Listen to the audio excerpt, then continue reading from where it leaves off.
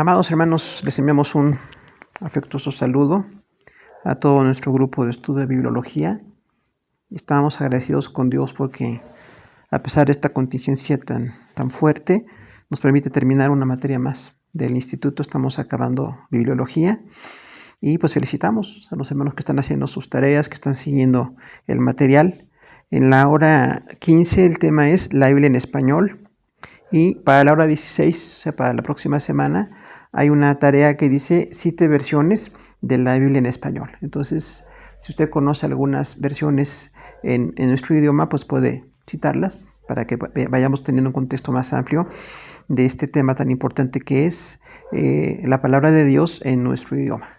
Y bueno, si Dios permite, el martes que se envía la clase, el plan es enviarles la guía de estudio de nuestro curso y si Dios permite, el próximo sábado la resolveríamos también. Vamos a tratar de resolver la guía de estudio para que quede completada la materia. Y de todas maneras quedamos abiertos a cualquiera de nuestros estudiantes que tenga alguna pregunta sobre la guía de estudio para que podamos resolverla. Recordando que hasta que estemos en el instituto presencial podremos aplicar los exámenes, pero estamos esperando que con estos materiales y con las guías de estudio ya quede terminado el material. Nuestro tema de la Biblia en español empieza un número romano 1, dice versiones anteriores a la Reforma. Inciso A, la Biblia alfonsina, una versión completa del Antiguo Testamento traducido de la Vulgata. El rey Alfonso X ordenó su realización en el año 1260 a.C. Entonces empezamos con versiones realmente ibéricas, versiones en España. Y bueno, el rey Alfonso X en este año, que estamos aquí viendo, 1260 después de Cristo, pidió una traducción de la Vulgata. Entonces se tradujo el latín al español. Y esta Biblia es un antecedente para todas las traducciones que se han dado en nuestro idioma. La Biblia de Alba, inciso B, versión del Antiguo Testamento, realizada en el año 1430 después de Cristo, fue el rabino Moisés Arragel. Hay una copia de la biblioteca en los Duques de Alba en España. Por eso se llama Biblia de Alba. Entonces, en este caso, solamente es del Antiguo Testamento y realizada por un judío, el rabino Moisés Arragel, que está aquí, y vemos las fechas. O sea, si la Biblia alfonsina fue en 1260, la Biblia de Alba en el año 1430, hablamos de la antigüedad del material bíblico que ha sido traducido a diferentes idiomas y en este caso pues al español. Inciso C, Evangelios y Epístolas, versión realizada en el año 1450 por Martín A. Lucena. Entonces también hay un traductor aquí que hace esta producción de la palabra de Dios, los evangelios y epístolas. Entonces es una traducción incompleta. Deseamos hacer traducciones parciales. En este caso es una traducción parcial porque solamente este traductor se encargó de trabajar en los evangelios y en las epístolas. Pero igualmente, al hacer una comparación del texto, aunque no sea una Biblia completa, podemos ver como material de comparación. Las diferentes traducciones al español son como todo nuestro contexto para llegar a la Biblia que tenemos el día de hoy en la mano nosotros. Hizo de versiones de los evangelios.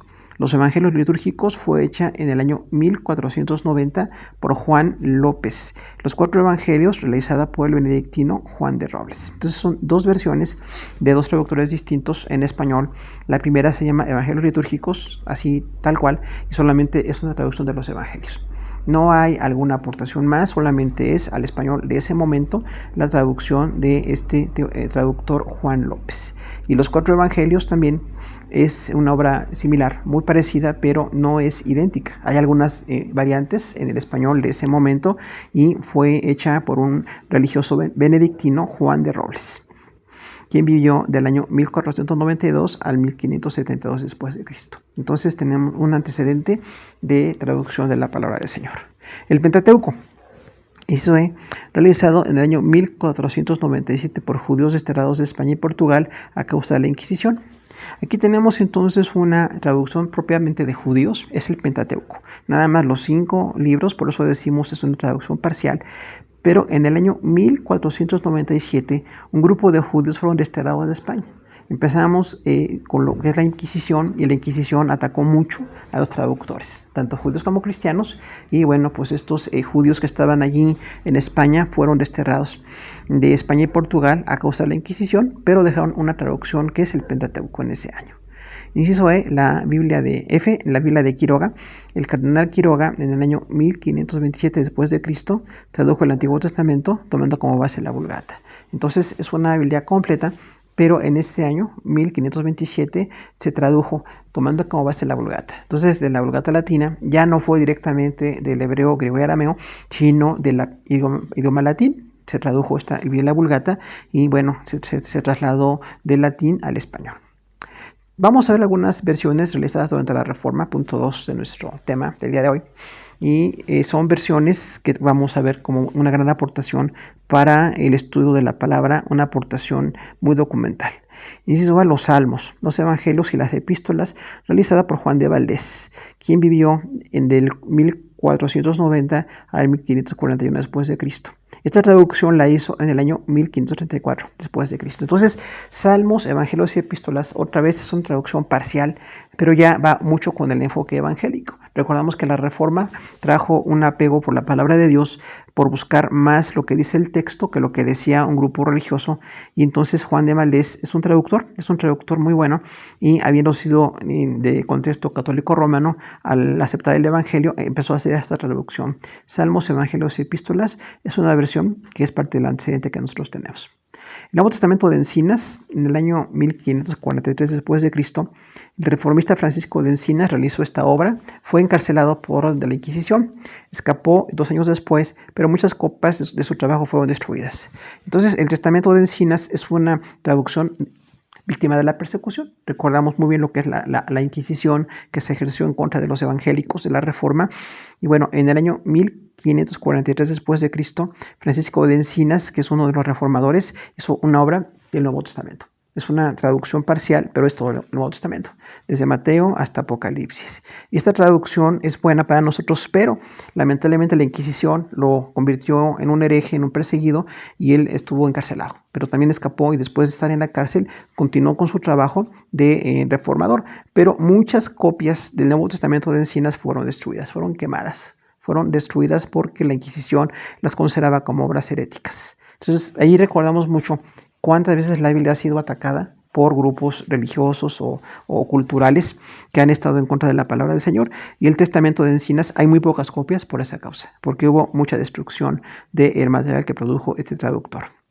La Biblia de Ferrara, un grupo de judíos expulsados de España y Portugal por mandato de la Inquisición, se establecieron en Ferrara, es una provincia de Italia, y realizaron una versión en español del Antiguo Testamento en el año 1553 después de Cristo. Entonces, muchos de los judíos expulsados de España por la Inquisición, tanto de España como de Portugal, al ser desterrados seguían su trabajo de traducción. Y entonces en Italia se estableció esta comunidad de judíos y tradujo totalmente la palabra de Dios, el Antiguo Testamento, del idioma hebreo y arameo al idioma español. Entonces es una traducción muy buena para nosotros, hecha por judíos, pero en un contexto hispanizado. Habían estado en España y por esa causa ellos estaban interesados en aportar algo en el idioma español. Aquí vemos cómo, a pesar de la Inquisición y el ataque en contra de la fe, los traductores continúan trabajando.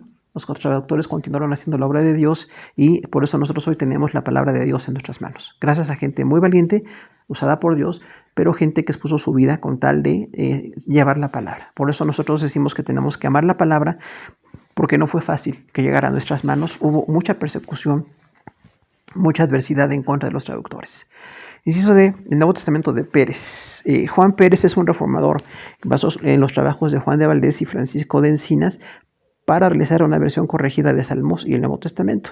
La publicó en Ginebra, Suiza, en el año 1556 después de Cristo. La Inquisición descubrió algunas copias del Nuevo Testamento de Pérez, lo arrestaron, igual que a cientos de personas acusadas de herejía. 30 personas fueron quemadas vivas. Esto es la Inquisición en Sevilla. Juan Pérez no estaba en España, pero fue quemado en efigie. Entonces aquí vemos como un ataque verdaderamente brutal en contra de la fe, en contra de cualquier derecho humano, de cualquier derecho religioso, se perpetró en contra de evangélicos, de los reformadores. Y Juan Pérez es un traductor que, bueno, hizo esta este trabajo de Salmos y Nuevo Testamento, entonces es una traducción más o menos parcial. Pero los Salmos están completos y todo el Nuevo Testamento.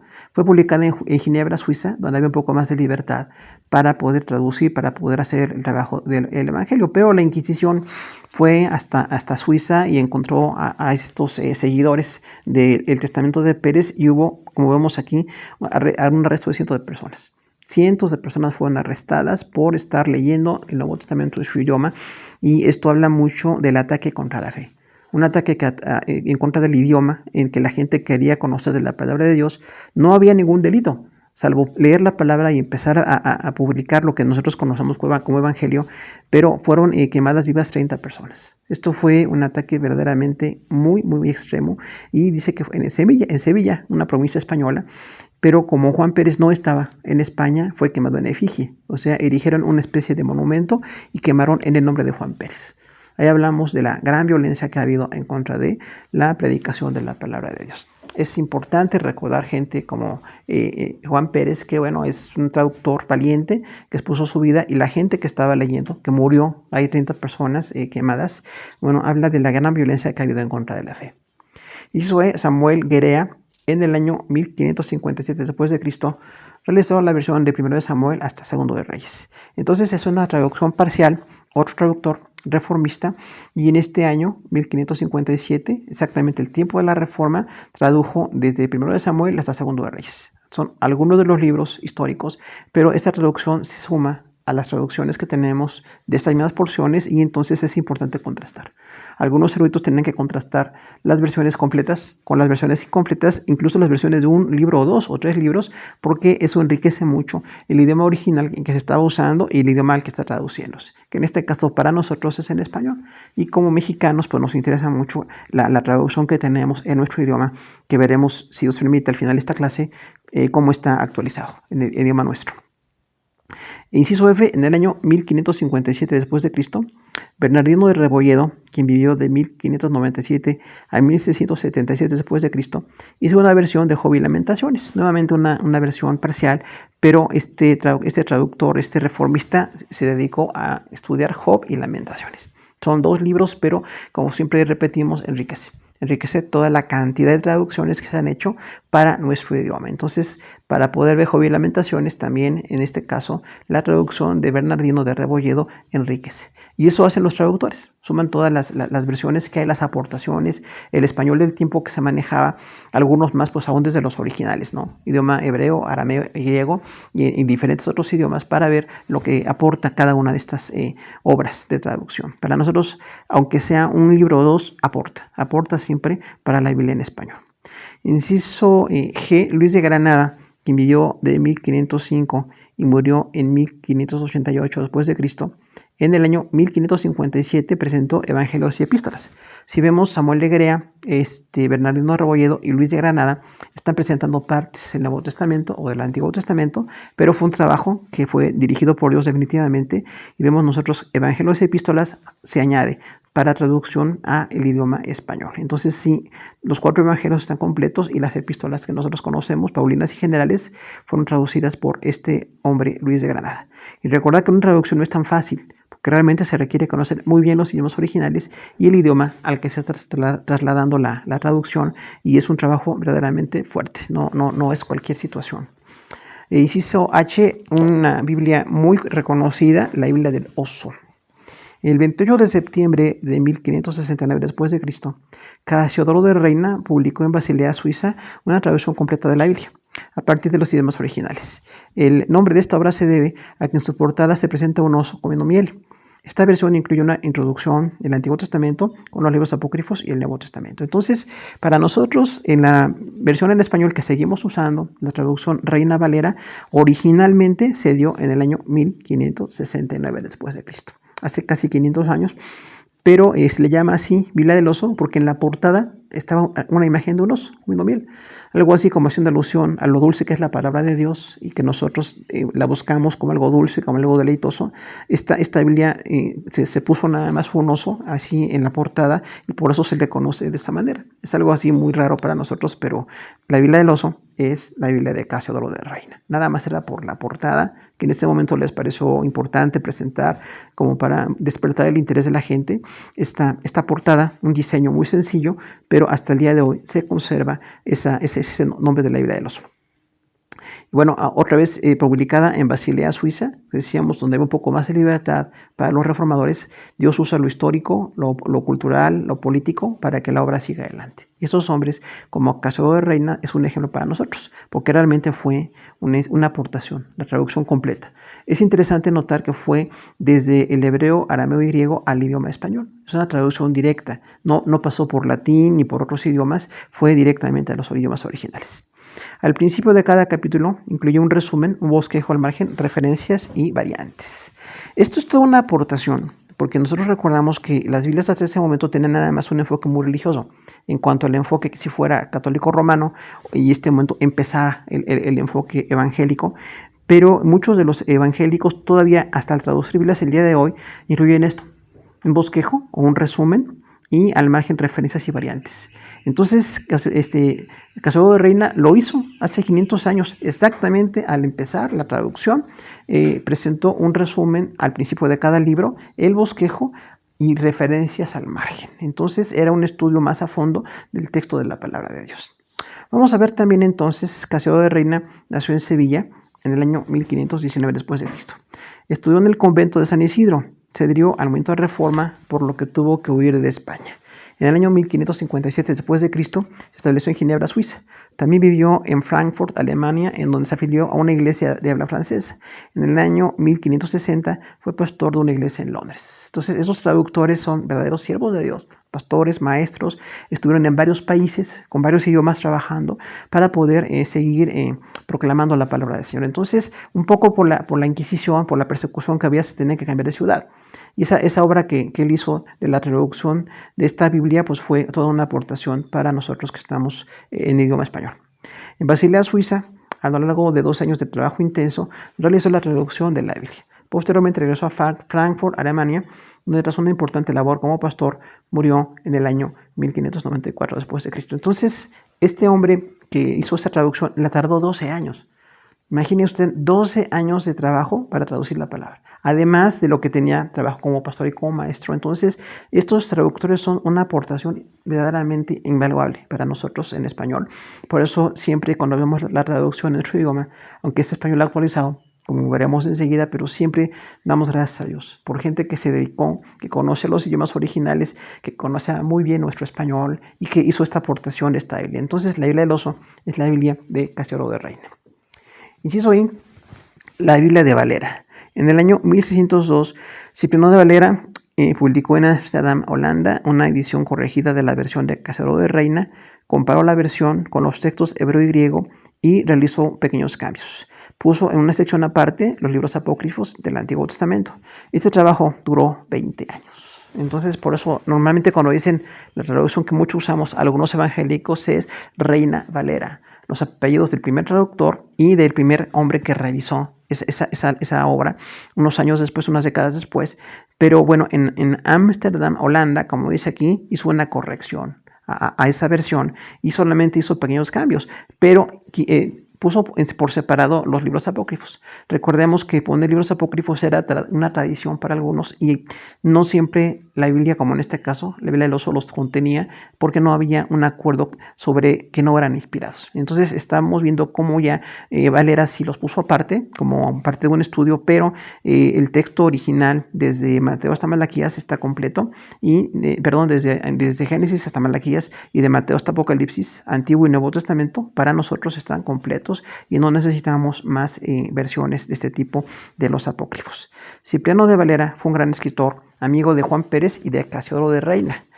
Huyó de España en el año 1557 después de Cristo, vivió en Ginebra, Suiza e Inglaterra. Entonces, un gran traductor realmente de la palabra del Señor, y si vemos, estuvo en los países donde había un poco más de libertad para el evangelio, y finalmente, pues, estaba aportando una corrección una revisión de la Biblia de Casiodoro de Reina. Como eran conocidos, eran amigos, de hecho, bueno, la corrección que se hizo fue una aportación. Y es interesante notar que Casiodoro de Reina hizo la traducción completa en 12 años, pero Valera la revisó en 20 años. O sea, tardó más la revisión que la traducción. Hizo un trabajo muy específico y los dos son una gran aportación. Por eso muchas veces se dice que es la Biblia hecha por Casiodoro de Reina, revisada por Cipriano de Valera, porque realmente fue una revisión muy, muy a fondo. Vamos a ver algunas versiones realizadas en el periodo moderno de la palabra de Dios, que también tiene que ver mucho con otros idiomas y otras culturas, y vamos viendo cómo para nosotros pues es una aportación, porque vemos la palabra del Señor. No podemos ver todos los idiomas a los que se ha traducido la Biblia, porque son muchos, aunque faltan muchos más en el mundo, faltan muchos idiomas en los que tengan la palabra de Dios, nos faltan traductores, misioneros que trabajen en esto, pero lo que tenemos ya es un mundo también de Biblias y de idiomas, y bueno, por la extensión y por la intención de nuestro curso no podemos abarcarlas todas, pero vamos a ver algunas de ellas. Versiones católico-romanas. Es interesante notar en nuestro caso, en español, las versiones católico-romanas, porque siempre dan contexto. Es interesante notar que a veces los traductores son muy buenos, salvo que, bueno, consideran los apócrifos o deuterocanónicos y meten doctrinas de fuera lo que es propiamente la palabra de Dios como tal, pero tienen en cuanto a idioma una aportación y pueden ser para quienes estudian y quienes se interesan, pues también motivo de un buen estudio. Número 1, tenemos 10 Biblias católico-romanas y 14 evangélicas. Y bueno, en el año 1793 después de Cristo, Felipe Sío de San Miguel publicó en Basilea, España, una Biblia. Entonces, 1793 acaba de terminar el proceso de inicio de la Reforma Protestante y ya estaba habiendo versiones en la Iglesia Católica Romana, pero esto es interesante porque no eran versiones en latín, eran versiones en español. Entonces, toda una aportación. La complicación es que es el español de ese momento. Y para nosotros quizás vemos el español muy actualizado, como lo manejamos nosotros o se maneja el día de hoy en España, pero en ese momento el español era muy distinto. Muchas palabras que no se usan ya, muchas expresiones que ya no se usan, incluso algunos términos que ya son totalmente ajenos al español que nosotros tenemos, pero quien está interesado en esa Biblia, bueno, Felipe de San Miguel publicó esta Biblia, que es una aportación dentro del contexto católico romano. Número 2, en España, en el año 1825, Félix Torres Amat presentó una versión nueva.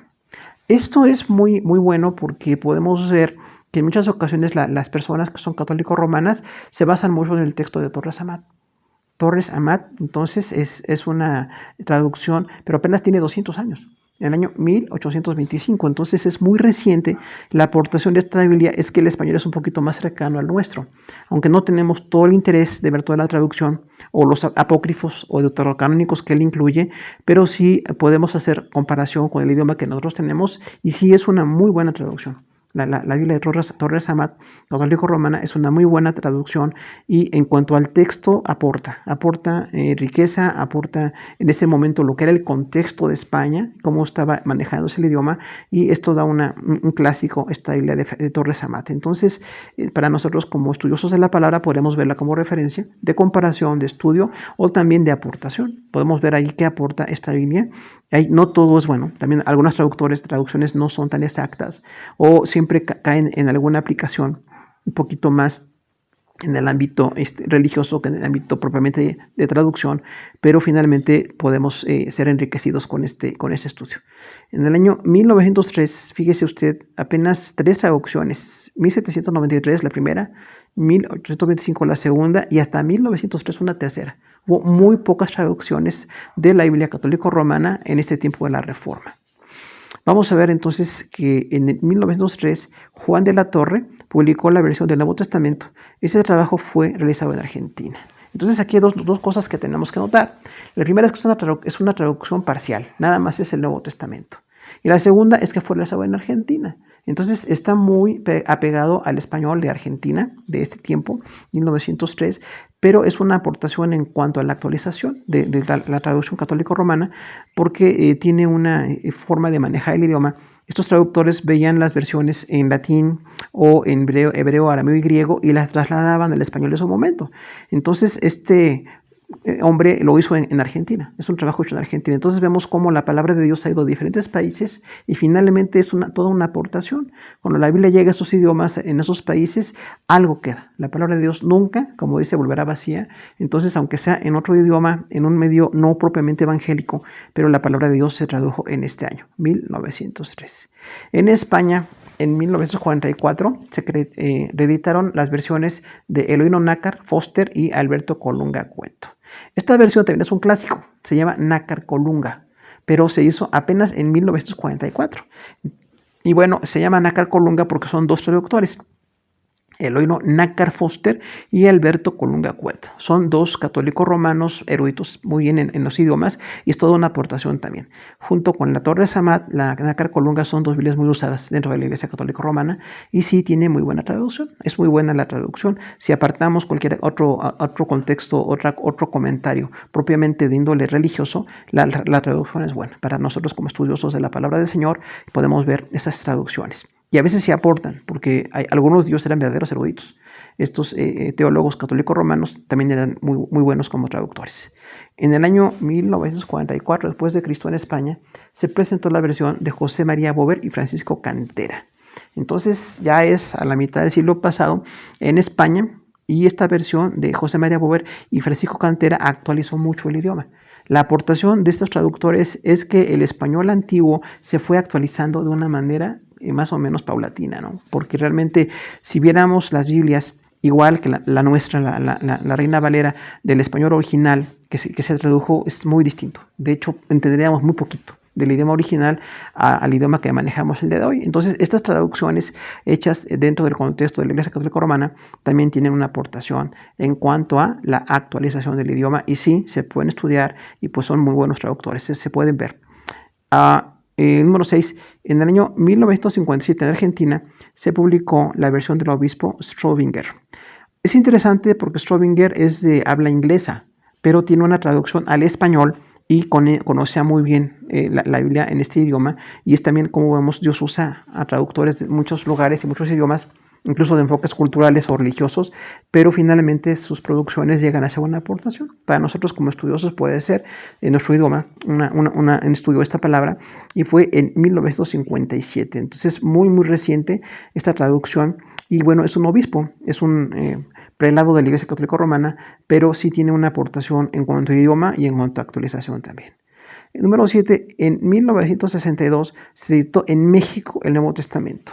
Entonces, ya vemos de España, ya vemos de Argentina y ahora vemos en México. También hubo una traducción en el año 1962. Solamente es parcial, se hizo el Nuevo Testamento, pero esto es una aportación porque ese idioma español es de México. Ya no es de Argentina o de España, es de México y también tiene aportaciones. Puede hacer ver algunas variantes de traducción, algunas interpretaciones y bueno, enriquece mucho todo esto porque realmente en nuestro caso, que se haya hecho en México esta traducción, aún en el contexto católico romano, pero fue una aportación también en cuanto a idioma y actualización. Número 8, la Biblia de Jerusalén fue publicada en 1967 después de Cristo. Es una de las Biblias más conocidas en la Iglesia Católica Romana, incluso tiene una presentación muy elegante y algunas casas de personas católicos romanas la tienen en sus bibliotecas, así como un libro muy preciado, pero es una muy buena traducción. Salvo que tiene introducciones y comentarios fuera del texto, pero analizar el texto en sí puede ser también muy importante, porque sí fue muy buena la traducción en cuanto al texto. Entonces, así se le llama la Biblia de Jerusalén y es muy conocida en el medio católico romano. En 1971 se editó la Biblia para Latinoamérica.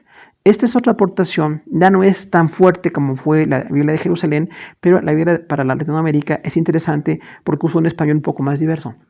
Usa un español para América Latina realmente y hay términos que pueden usarse en cualquiera de los países que constituimos América Latina y finalmente sí es como una actualización.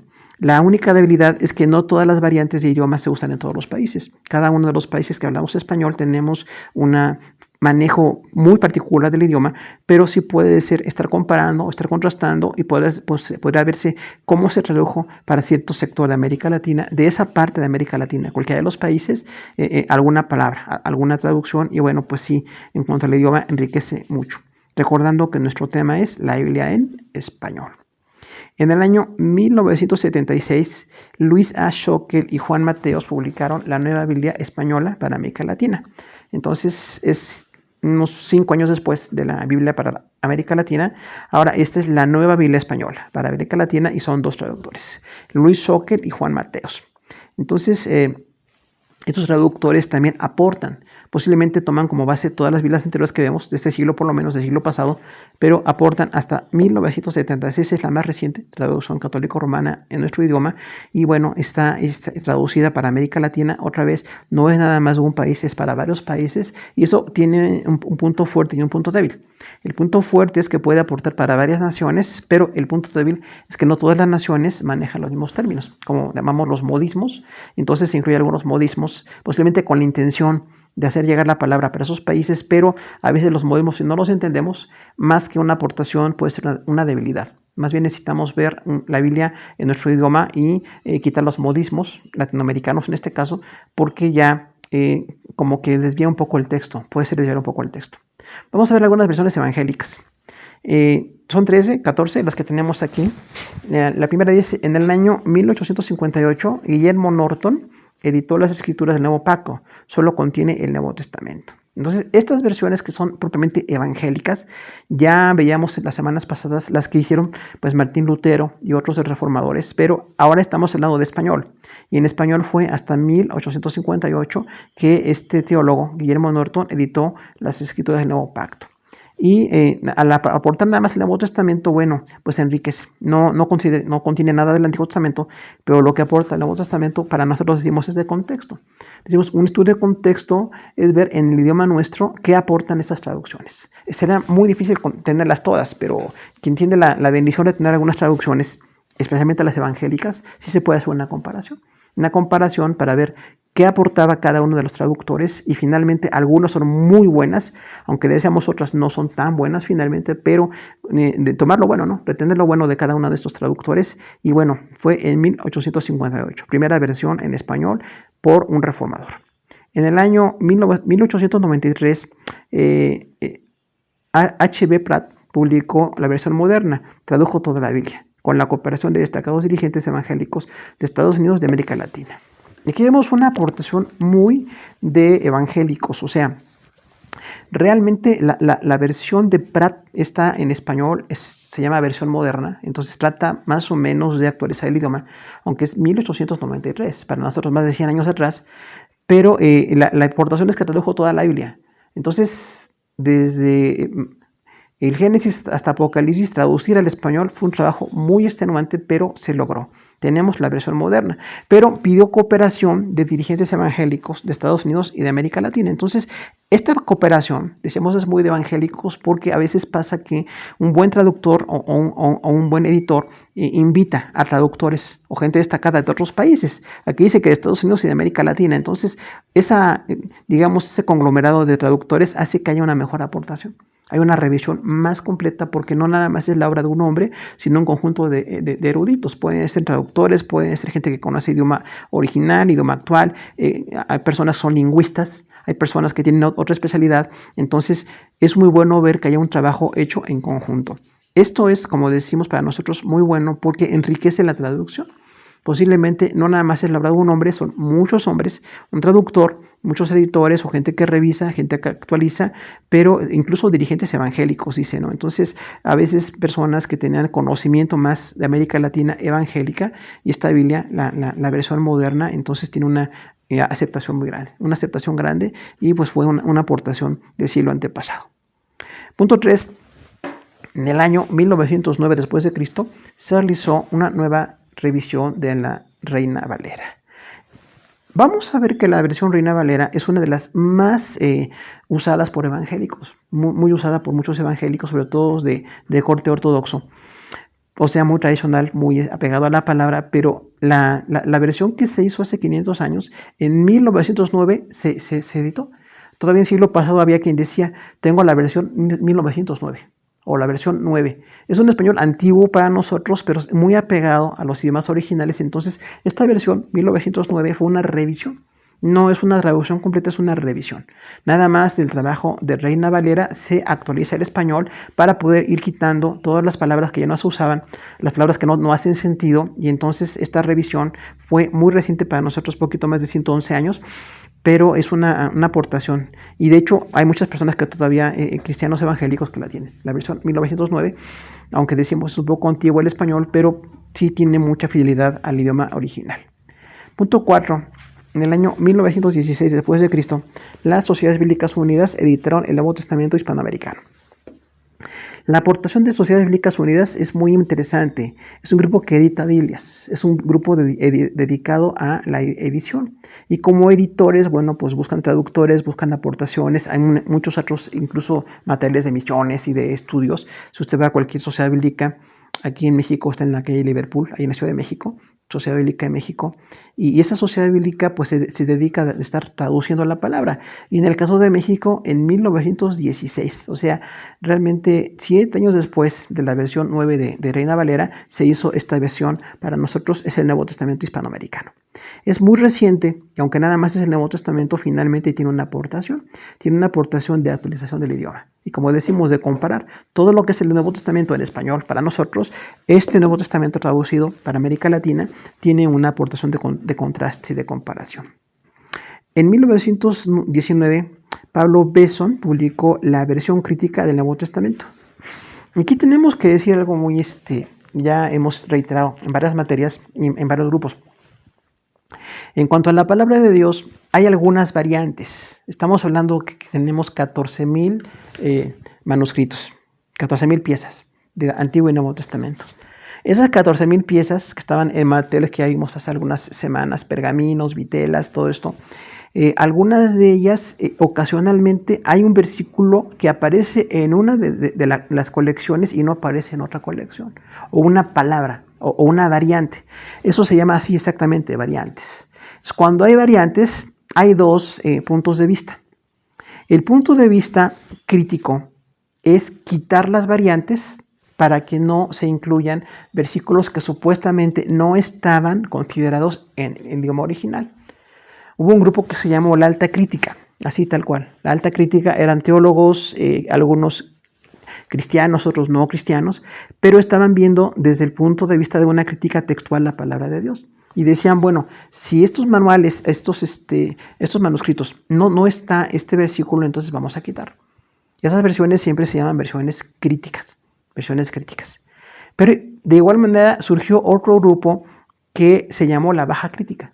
La palabra es muy así controversial para nosotros. No es para criticar la palabra de Dios, sino al contrario. El caso de la Baja Crítica para defender el texto. La Baja Crítica decía, no importa que haya alguna variante de algún versículo, de alguna palabra, de alguna parte de un texto, tenemos que contar todas las versiones para que podamos nosotros tener, en nuestro caso en español, una traducción completa. En nuestro caso particular, estamos mucho más aceptados de lo que es la versión aceptada para todos, ¿no? La versión se llama así, es una versión aceptada por nosotros. Pero hay un grupo de evangélicos que siempre prefiere la versión crítica. Se llama el texto crítico. Y el texto que vemos que contempla todos los versículos y variantes se llama recibido. Originalmente textus receptus en latín. Texto recibido. La versión Reina Valera es un texto recibido. Tiene todos los versículos. Pero en este caso, la Biblia crítica del Nuevo Testamento de 1919 está basándose en esos variantes y quita esos versículos. Por eso decimos, a veces hay una diferencia allí, no es ni radical, ni cambia ninguna doctrina bíblica, pero sí hay dos puntos de vista, ¿no? Quienes son críticos contemplan quitar aquellos puntos de alguna versión, de algún manuscrito, donde no está alguna palabra, y la quitan. Pero los que son del texto recibido dicen, vamos a recibirlo todo, por eso se llama texto recibido.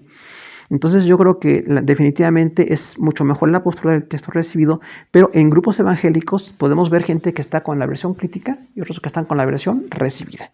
Entonces nosotros estamos de acuerdo con ambos, pero estamos manejando que la cuestión del texto recibido enriquece más. Porque cualquier variante que pueda haber por paso de tiempo, por algún maltrato, algún transporte de algún manuscrito que se haya manejado, algún cambio en alguna palabra, en alguna letra o alguna parte, un pequeño párrafo, eso puede ser una pérdida del texto. Pero por eso tenemos 14,000 copias. Entonces creemos sí que la versión recibida es la más aceptada para todo. Pero están las dos posturas y son posturas de grupos evangélicos. Si usted va a algún hermano en Cristo que dice esta es la versión crítica, va a encontrar eso, esas variantes que no se contemplan. Si decimos mi punto de vista es la versión recibida, es contemplar todos los versículos. Entonces nosotros estamos de acuerdo con todos los versículos. Punto 6. En el año 1966 se editó la versión popular del Nuevo Testamento que fue llamada Dios llega al hombre. Eso es también una aportación porque esta versión popular es una actualización, no es tanto una traducción, sino que es una actualización. De Biblias en español ya había varias, entonces se hace un idioma mucho más actualizado. Y fue en 1966.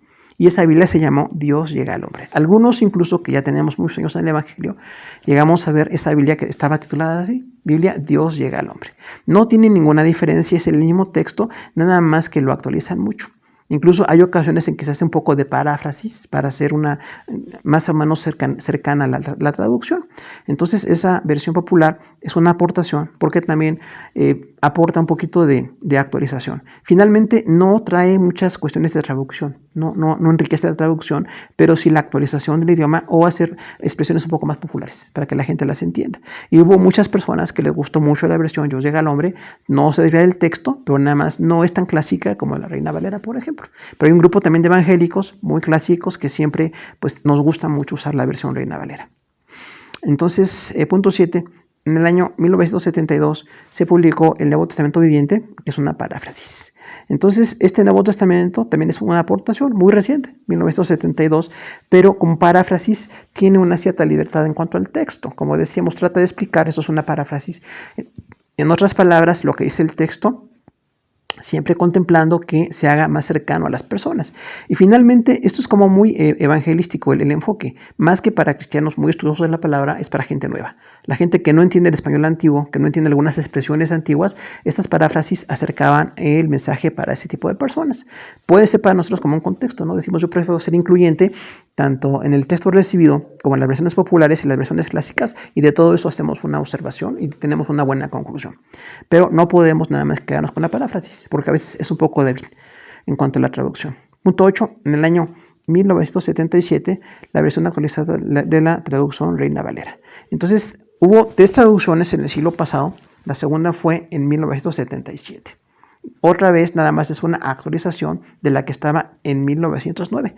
Entonces, hay quienes dicen, yo tengo la versión Reina Valera 77, decíamos año 1977, es muy buena, nada más actualiza un poco las palabras y bueno, para los de ese momento hace casi 40 años, pues tiene un español muy actualizado. En 1979 se hizo una paráfrasis completa de la Biblia bajo el título Dios habla hoy. Otra vez, quienes ya tenemos algunas décadas en el Evangelio, llegamos a ver la Biblia. Dios habla hoy es una paráfrasis completa de la Biblia y se editó en 1979. Si vemos en los 70s, hubo mucho en Sociedad Bíblica una intención de hacer llegar la palabra con paráfrasis actualizadas y una versión moderna de los clásicos. En este caso, Reina Valera fue en el 79. Es una buena traducción. En el año 1979 se publicó una paráfrasis llamada La Biblia al Día y bueno, entonces tenemos allí ya más el contraste de cómo hay esas traducciones. No son traducciones completas de idiomas hebreo, arameo y griego, es del mismo español, se hace una actualización. Y así se titula, actualización o revisión. Número 11 de nuestro material dice, la Sociedad Bíblica Internacional en 1979 editó la nueva versión internacional. Su propósito fue actualizar el lenguaje. Entonces, otra vez, Sociedad Bíblica Internacional edita en el año 1979, una versión internacional, así se llama. La idea era actualizar el lenguaje y es una buena aportación. Finalmente, muy apegada a la enseñanza evangélica, muy apegada a lo que usamos en las iglesias cristianas, y muchas personas tienen mucho esto, ¿no? La NBI le llaman, nueva versión internacional. Entonces, está bien la traducción, nada más que es un idioma muy actualizado. No es tan clásica como la Reina Valera, pero sí está actualizando el idioma. Y al actualizar el idioma, pues hace una verdadera aportación. La editorial Lockman Foundation en Illinois, en 1986, presentó la Biblia de las Américas. Es una versión basada en el texto crítico. Esta traducción fue presentada posteriormente bajo el nombre La Nueva Biblia Latinoamericana de hoy. Entonces, vemos la versión de los críticos, o los que están con el texto crítico. Esta editorial Lockman Foundation en Illinois, en este año 1986, le llamó así la Biblia de las Américas, pero es el texto crítico. Toda la Biblia de las Américas, desde el Génesis hasta Apocalipsis, maneja el texto crítico y hay algunas palabras que no aparecen aquí y que sí aparecen en el texto recibido. También decimos, luego fue actualizada un poco más la presentación, no el idioma, sino la presentación editorial, y esta Biblia se llamó la Nueva Biblia Latinoamericana de hoy. Entonces, si usted ve una Biblia que se llama la Biblia de las Américas o la Nueva Biblia Latinoamericana de hoy, siempre veremos que es el texto crítico. Este es el texto crítico, así como el Nuevo Testamento que veíamos anteriormente, el de Beson, que es Nuevo Testamento basado en el texto crítico. Entonces se pueden ver como estudio, pero finalmente sí recomendamos más el texto recibido, como una forma de no perder nada en cuanto a la palabra de Dios, y entender que la traducción de manuscritos, tantos manuscritos, decíamos 14,000, y todo esto, hilo viendo cómo se conservó la palabra, se llevó a museos, estuvieron en sinagogas, en mezquitas, bueno, veíamos esto en manuscritos hace algunas semanas. Entonces los manuscritos son toda una aportación, pero preferimos la idea de contemplar todo el texto. Número 13, la traducción Reina Valera fue actualizada en el año 1995. Entonces decíamos, la Reina Valera se tradujo 1909, 1976 y 1995. Entonces algunos hermanos en Cristo dicen, tengo la versión Reina Valera 95. Está bien. Nada más que en 1995 ya se usaban mucho menos modismos del español antiguo y entonces está muy bien la traducción. Para nosotros, por ejemplo, en español ya no manejamos muchos términos que hace 100 años sí estaban manejando en español, ¿no? Para algunos la palabra menester y otras más ahora es necesidad o alguna circunstancia que se adapta a nuestro idioma actual. Recordamos que los idiomas van avanzando. El idioma no es estático. El idioma puede ir avanzando y entonces esta actualización no modifica el texto, nada más se actualiza en este caso el español que se está usando. Número 14, en el año 2010, Tyndale Foundation House de Illinois editó la nueva traducción viviente. Su énfasis es aportar un texto claro. Entonces, la versión más reciente se editó hace 10 años, que es esta. Es una versión evangélica, también en Illinois, y la nueva traducción viviente se llama así. Otro dice NTV, la nueva traducción viviente, es un énfasis de aportar un texto claro. Entonces, nada más está haciendo un poquito de explicación de algunas palabras, de algunos textos, para que quede muy entendible para la gente. Entonces, si las versiones clásicas, como la Reina Valera, no cambia casi nada, es así nada más el texto tal cual, nada más se actualiza el idioma, pero las versiones un poquito más de que actualizan el idioma, aportan, porque finalmente la gente que tiene que entender el mensaje, para ellos es mucho más claro. Decíamos un énfasis, igual que las Biblias populares de los años 70, en el siglo pasado, la idea es muy evangelística, que la gente entienda la palabra de Dios, y nosotros como cristianos entendemos que quienes ya tenemos años en el evangelio o hemos conocido la palabra pues desde hace décadas, literalmente, hemos visto las traducciones, hemos visto la interpretación y no nos causa ningún problema. Pero la gente que es muy nueva en el evangelio, sí, una versión nueva o una versión reciente le puede hacer de mucha utilidad. Entonces, pues terminamos con esto, la Biblia en español, amados hermanos, y pues seguimos estudiando, seguimos con la palabra del Señor y reiteramos, agradecemos al Señor por la oportunidad de estar juntos y les enviamos a todos un abrazo, nuestro amor, nuestro saludo, y estamos a sus órdenes para cualquier cosa, mientras Dios nos conceda. La bendición es compartir su palabra. Que Dios les siga bendiciendo. Gracias.